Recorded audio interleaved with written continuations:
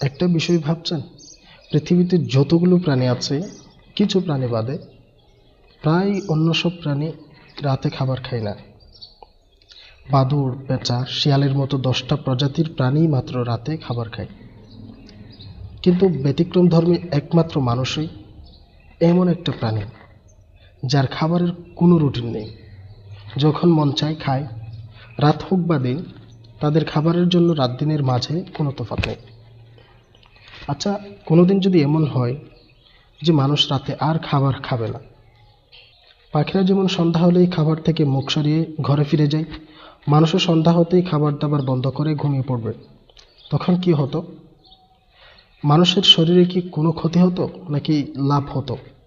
আমরা আজকে চেষ্টা করব, যদি আমরা এভাবে না খেয়ে পাখিদের মতো সন্ধ্যাবেলাই ঘুমিয়ে পড়ি, আমাদের কি কোনো ক্ষতি হবে নাকি লাভ হবে? মূল কথায় যাওয়ার আগে আমরা একটা বিষয় জেনে নেই। আমাদের প্রিয় নবী সাল্লাল্লাহু আলাইহি ওয়াসাল্লাম দিনে 2বার করে খাবার খেতেন। একটা হচ্ছে দুপুরবেলা, আরেকটা হচ্ছে সন্ধ্যার পরপরেই, মানে মাগরিবের নামাজের পরপরেই। সো এভাবে খানা খাওয়া সুন্নাহ।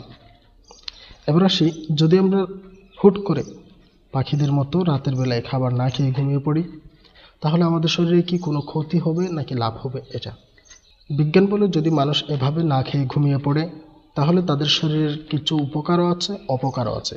উপকার যেমন নাকি শরীরের ওজন কমবে, ইনসুলিন কিছুটা কম ওঠা, আর পেট হালকা থাকবে।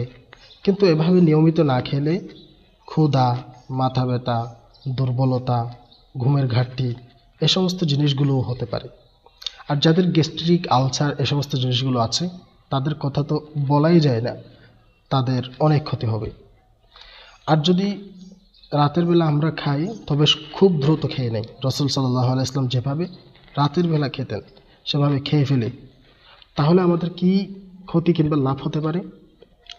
তখন একেবারে কোনো ধরনের ক্ষতিই নেই, বরং লাভে লাভ হবে।